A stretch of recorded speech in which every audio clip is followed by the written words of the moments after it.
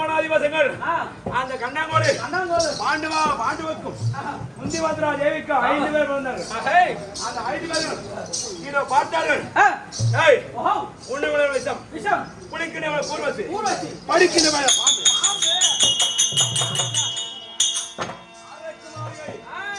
அப்படியெல்லாம் ஏற்படுத்தினோம். கரடுமுரடான காண்டவனத்தை கொடுத்தோம். அது இந்திய புதுப்பித்து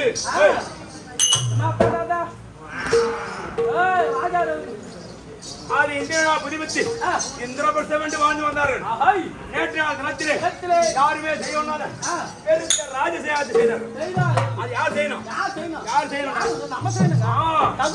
நாங்க 100 பேர் செய்யணும். அவங்க 5 பேர் செய்தா தகுமா? அவங்க எப்படி செய்யணும்? எப்படியா நாங்க எப்படி செய்யணும்? நீங்க தான் செய்யணும். நல்லா செய். நாங்க எப்படி செய்யணும்? நாங்க எப்படி செய்யணும்? அவங்க எப்படி செய்யணும்? அவங்க பலத்தை திறந்து ஓட்டல செய்யணுங்க.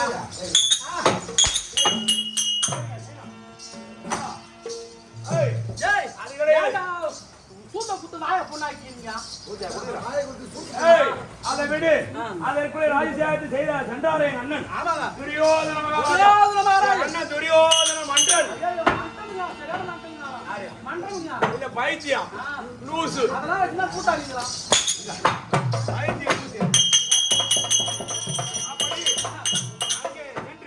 மண்டபத்தை சுற்றி பார்த்தார். உயர்ந்தது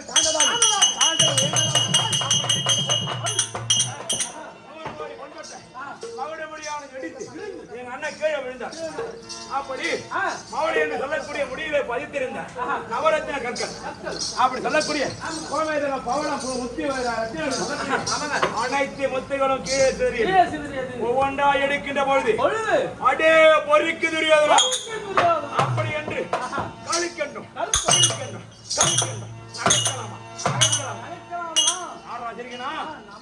கீழே விழுந்து விட்டார். ஒரு அண்ணன் ஒரு மூத்தர் அப்படி கையை தூக்கி அப்படி பிடித்து தூக்கிருக்கணும். அது ஒரு பெண்ணுக்கு அழகு இல்லை என்றா ஒரு மைத்துனர் இல்லை என்றா கையை பிடி தூக்கி இருக்கணும். அதை விடுத்து அடாரி என்று சொல்லக்கூடிய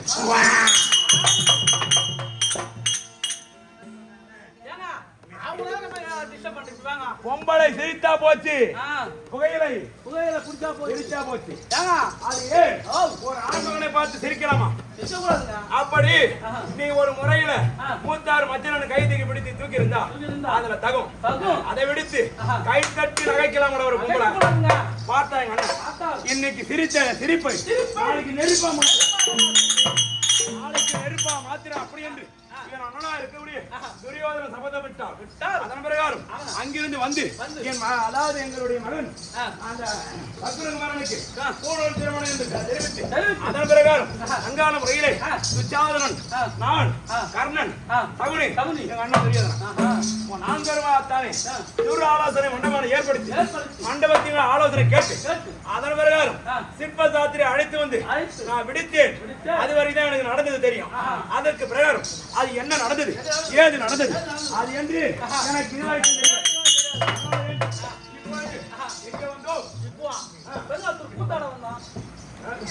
தேவடா தேவடா தேவடா தேவடா கூத்தாட்டா நீ தூக்க மாட்டீங்க சாவுடா.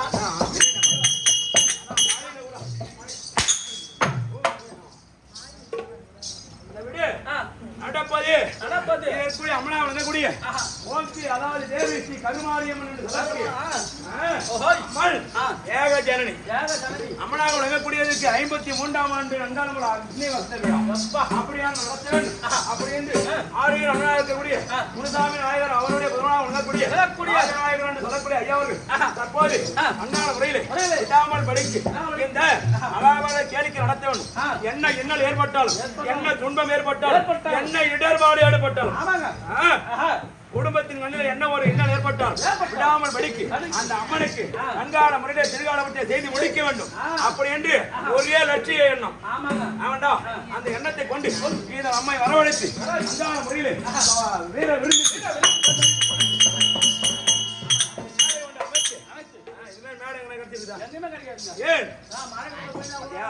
என்ன மழை பெஞ்சாலும் நம்ம கூத்தாட்ட வெயில் அடிச்சாலும் காத்தடிச்சாலும் நாடகம் நிற்கும். நமக்கு பில்லு வந்து நின்றுச்சு.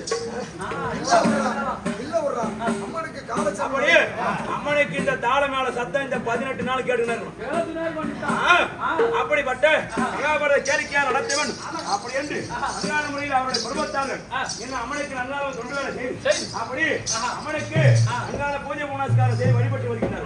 அவருடைய உச்சாதன வேலை கொண்டு வேண்டும் அப்படி என்று அன்றாட முறையிலே நமக்கு இதற்குரிய அறிவுரை கொடுத்த அண்ணன் ராஜன் அப்படி இருக்க அவருடைய குடும்பத்தார் நன்றிகள் வணக்கத்தோடு நம்முடைய ஆசிரியர் ஆரியர் தந்தை இணை அடையோர் ராமானுஜ ஆசிரியர் அவருடைய பாரதத்தை கோட்டு செய்து என்னன்னா எங்க மாதிரி அதெல்லாம் எப்படி உருவாக்கி விடுறது? மண்ணு ஒண்ணுதான், மண்ணு ஒன்றுதான், மண்ணு ஒண்ணுதான்டா. ஆனா பாண்ட வேறு, செய்யக்கூடிய பாண்ட வேறு. அதை பிடிக்கிற இடத்துல இருக்குது. அது எனக்கு பிடிக்காது. ஆமாண்டா, கொட்டு பட்டாலும் கொட்டு பட்டாலும் அது மாதிரி கொட்டு வாங்க. வாதியார் திட்டுறாருன்னு கோச்சிக்காத. பல பேர் காணாம போயிடான் வாதியார் ஒரு வார்த்தை சொன்னதுனால. ஆமாண்டா, எவ்வளவு அடி வாங்கிறான்னு தெரியுமா ஒரு ஆளாம்.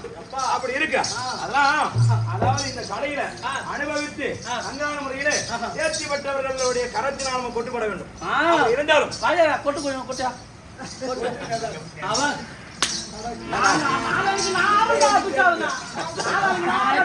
அப்படி வா அப்படி வா. ஒரு குகைக்குள்ள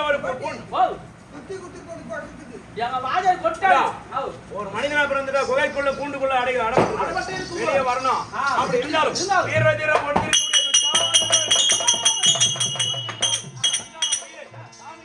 வணக்கம். யாரை பார்க்கணும்? என் அண்ணன் அழைப்பு ஓடு.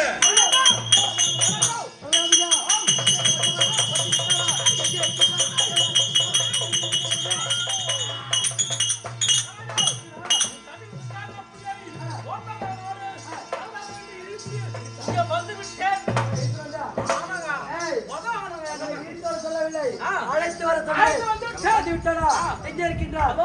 சொல்லு மகாராஜா. அண்ணா வந்து விட்டாரா?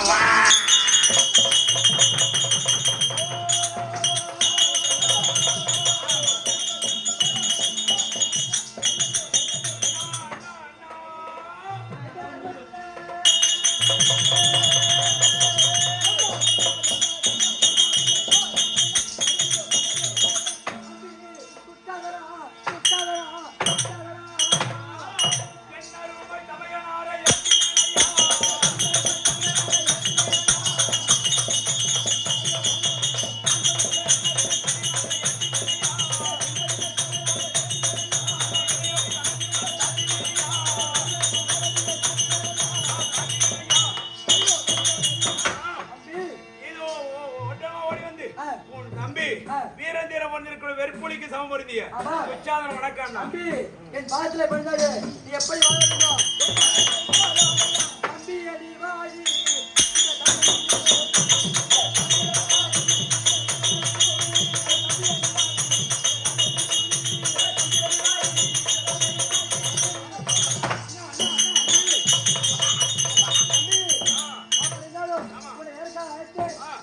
தெரியுமா?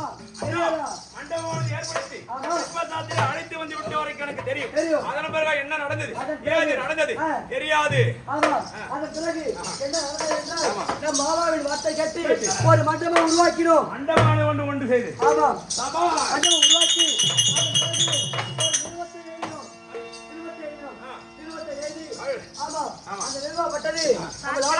சிற்றப்படை எடுத்து விருப்பத்தை கொடுத்தோம்.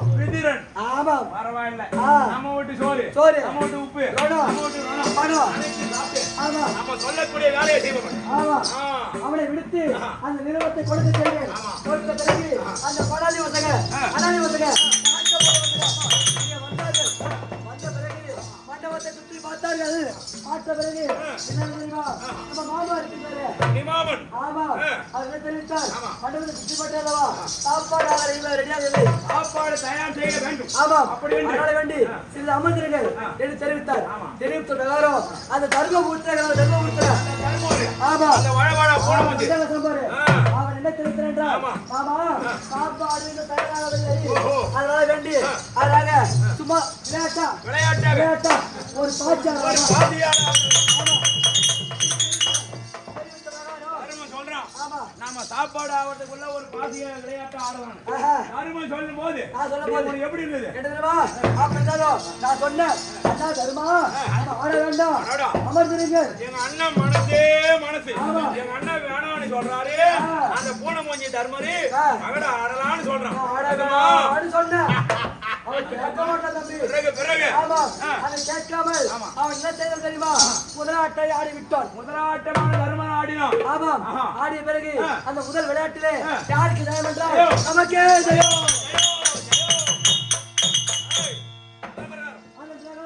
மறுபடியும் என்ன தெரிவித்தார்? மாமா தெரிவிக்கிறாரு, நானும் தெரிவிக்கிறேன்.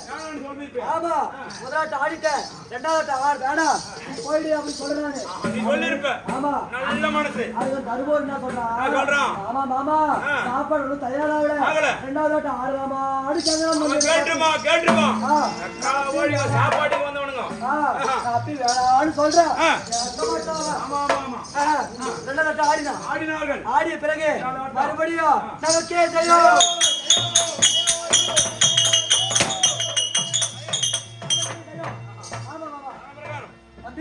அப்படின்னாலும் மூன்றாவது ஆட்டம் அவன் என்ன சொல்றான்? ரெண்டு ஆட்டம் முடிஞ்சு வச்சு சாப்பாடு தயாராகல, மறுபடியும் மூன்றாவது ஆடலாமா? ஆமா கல்லை குடித்து சொல்லை கடிக்கக்கூடியவர்கள் ஆடக்கூடிய ஆட்டம். ஒரு அரசனுக்கு மகடை ஆடுவது தகுமா? அவன் எழுந்து போனானா வீட்டுக்கு மறுபடியும் மூணாவது ஆட சொல்றான். நான் அப்பயும் வேணான்னு சொன்ன தலையிலே அவன் கேட்கல தம்பி. ஆமா மூணாவது ஆடணும்னு சொல்றான். ஆடினான். எங்க அண்ணன் எப்படிப்பட்ட மனசு எங்க அண்ணன் சொல்லிருப்பாரு. ஆடிய பிறகு மூன்றாவது ஆட்டத்திலே நமக்கே ஜெயம்.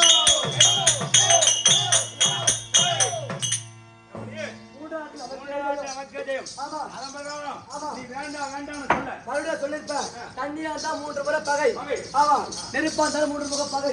அதனால 3 ஆட்டம் ஆடி விட்டாரு. எழுந்து போ சொன்னேன். அவன் என்ன தெரிவிக்கா? ஆட்டம் நீங்க ஜெயிச்சிட்டீங்க, இன்னொரு ஆட்டம் ஆடுறான் தம்பி.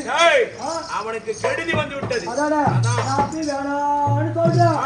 தலையிலே என்ன பண்றது? என்ன பண்றது? அவன் நம்ம சித்த பண்ணுவேன். வேணான்னு நீ சொல்லிருப்ப. அவன் என்ன பண்ணானுங்க? 4 ஆட்டம் ஆடுறானுங்க. ஆடிய பிறகு அதே நமக்கே ஜெயம்.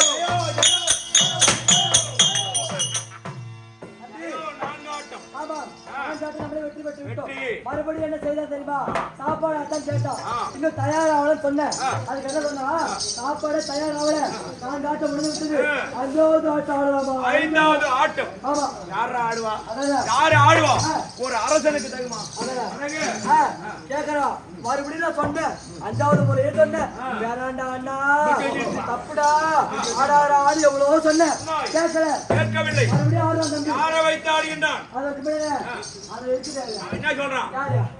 அதற்கு மேல நம்ம பக்கத்துல இருக்கக்கூடிய 99 தேவிமார்கள், நம்முடைய மனைவிகளாக இருக்கக்கூடிய 99 பேர் அவன் வைக்க சொல்றான். அதே மாதிரி கட்டிய மனைவியை தொட்டி தாலி கட்டிய மனைவியை பந்தயத்துல வைக்க சொல்றான். ஒரு அரசனுக்கு தகுமா? அவனுக்கு தகுமா? ராஜனுக்கு தகுமா? எவடைய ஆளுக்கு போறவனுங்க அப்படின்னாலும் அவன் வைக்க சொல்றான். சரின்னு சொல்லிட்ட பிறகு அவனும் அதே மாதிரி ஒண்ணு வச்சுட்டான். வச்சிட்ட பிறகு அண்ணா இது ஆடக்கூடாது, தவறு என்று தெரிவித்தேன். மனைவியை வைத்து ஆடுவது தவறு அப்படின்னு அவன் எத்தனை மணி சொல்லியிருப்பான்.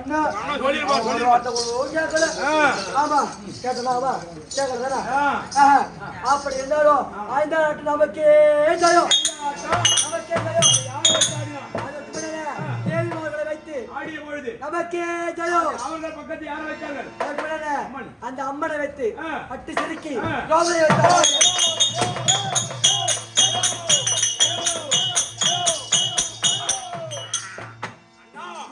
உன்னை பார்த்து நகைத்ததே அந்த திரௌபதி, அது நமக்கு அடிமை. அழைத்து வர வேண்டியதான சபைக்கு அழைத்தியா? பிறகு மந்திரிகளை விடுத்து அழைத்து வர சொன்னேன். அவர்கள் போனார்கள். போன பிறகு அவள் என்ன தெரிவித்தாள்? வடக்கில் வடக்கு இடர் வழக்கு தெரிவிக்கலாமா? மறுபடியும் என்ன சொல்லுச்சு? வழக்கு இடத்துல வழக்கு இதான் வழக்கு. அது நம்மள பாண்டவர் போல நம்பி இருக்குது. ஆமா ஆமா. அதனால வேண்டி என்ன செய்ய வேண்டியதுமா போடியா.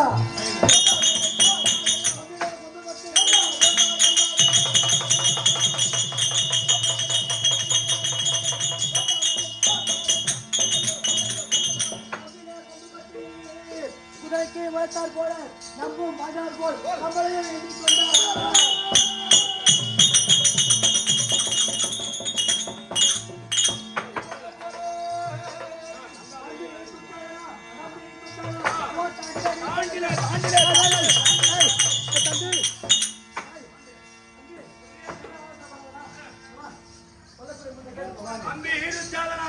நீ ஒரு தாண்டிலே தாண்டிலே தாண்டிலே தாண்டிலே அம்பி சுத்தாதனா நீ போய் ஓ தாண்டிலே ஒரு தாண்டு பம்பி சோபரையை அம்படி திரௌபதியை மயப்படுத்தி வாடா.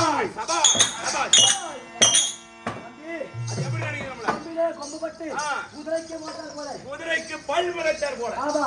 அது எப்படி என்றால் ஆமா. குதிரைக்கு ஏதோ கொம்பு இருக்குமா? குதிரைக்கு இருக்காது. ஆனா ஓடினால் ரெண்டு காது மேல இருக்கும். அது கொம்பு மாதிரியே இருக்கும். ஆமா. ஆனா பஞ்சபாண்ட இடத்துல அங்க பாருங்க அங்க போய் குதிரைக்கு கொம்பு முளைச்சிருக்கு. அப்படி இணைந்து வரப்போத சொல்லும். சொல்லும். அதுக்கு பாண்டவங்க அந்த பஞ்ச பணாதிபதி என்ன சொல்றானுங்க? அதே போல ஆமா ஆமா ஆமா சாமி போடுவாங்க. அந்த குதிரைக்கு உண்மையில கொம்பு தான் முளைச்சிருக்குது. ஆமா. ஆனா அது முளைக்கிறதுக்கு கொம்பு கிடையாது, ஆமா. காது. அதை போல நம்மளே எண்ணி கொண்டாடுவாங்க. பாண்டவனை போல இந்த திரௌபதி நம்ம என்னை கொண்டாள். அதனால வேண்டி அம்பி குத்தாதனா ஓ தாடியே நீ போய் அந்த பம்பை சோபரை கைப்பிடித்து வாடா வாடா.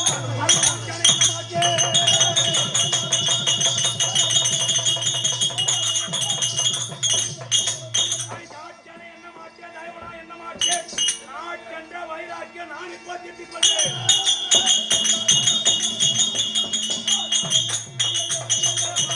மன்னர் முன்னே மறுவியே கொள்ளு முன்பாக சூழ்ச்சியா கொண்டு வந்து சுருக்கி விடுவேன்.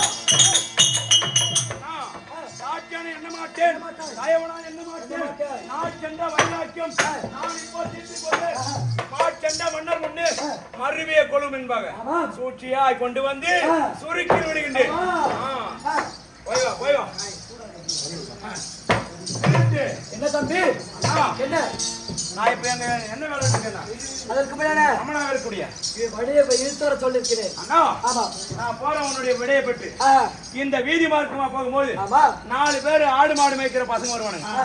இல்லை அந்த திரௌபதியை அதை இழுத்து வரும்போது ஆமா இந்த நாட்டை ஆளக்கூடியது மன்னன் துரியோதனா. ஆமா அப்படி துரியோதனா வருகின்ற பொழுது நீ எங்க போனன்னு கேட்பான்.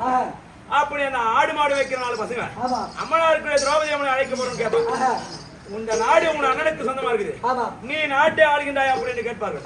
அதனால வேண்டி அந்த பசங்க கேட்க வண்ணம் அந்த திரௌபதியை கேட்க வண்ணம் இந்த நாட்டை 3.25 நாழிகை எனக்கு மணிமொழி சூட்டி வைத்தால் ராஜரேக பட்டம் தரித்து அந்த அம்மனை அழைத்து வர அழைத்து வரவில்லை என்றால் 66,000 வீதிகள் தோறும் இழுத்து வர ராஜபட்டம் தர வேண்டும். இந்த 3.25 நாளைக்குள்ள ராஜபட்டமா தந்தே தந்தே ராஜபட்டம்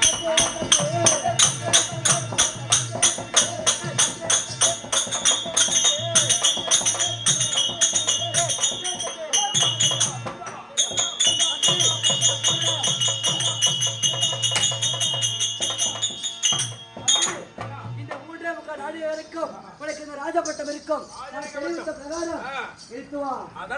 ஓடி ஓடி ஓடி ஓடி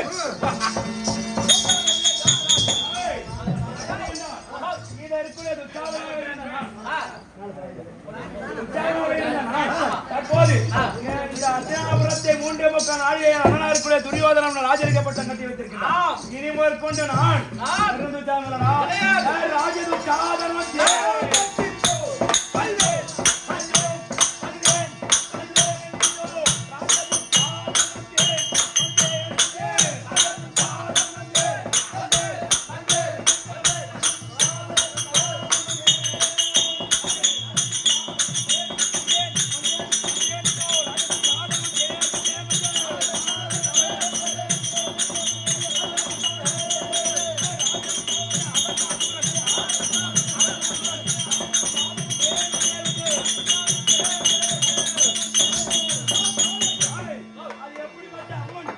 அது எப்படிப்பட்டது? அது யாரை பார்த்து நகைத்தது? அண்ணன் தன நகத்த அறிவை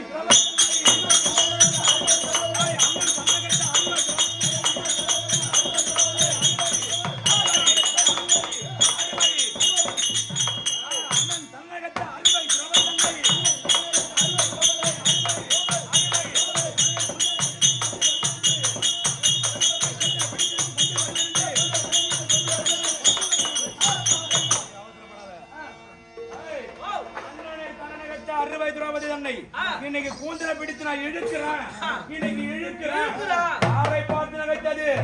யாரை பார்த்து சிரிக்கணும்? ஒரு பொம்பளை யாரை பார்த்து சிரிக்கணும்? அட தமையன் நகத்த தையல் தன்னை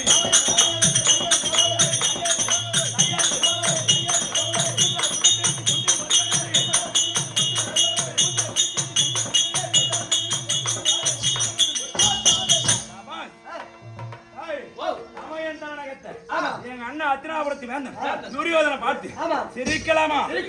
அது யாருக்கு தேவி? பஞ்சவர்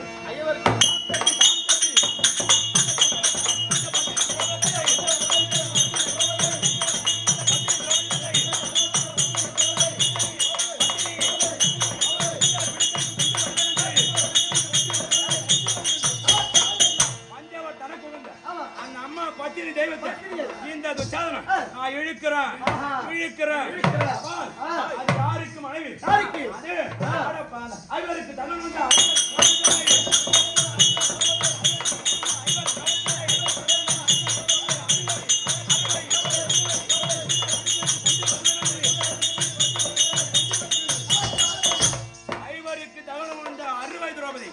அந்த அம்மனை இன்னைக்கு நான் இழுக்கிறேன். நம்ம கிட்ட ஆச்சரிக்கப்பட்டோம். அது யாருடைய தங்கை? யாருக்கு தங்க?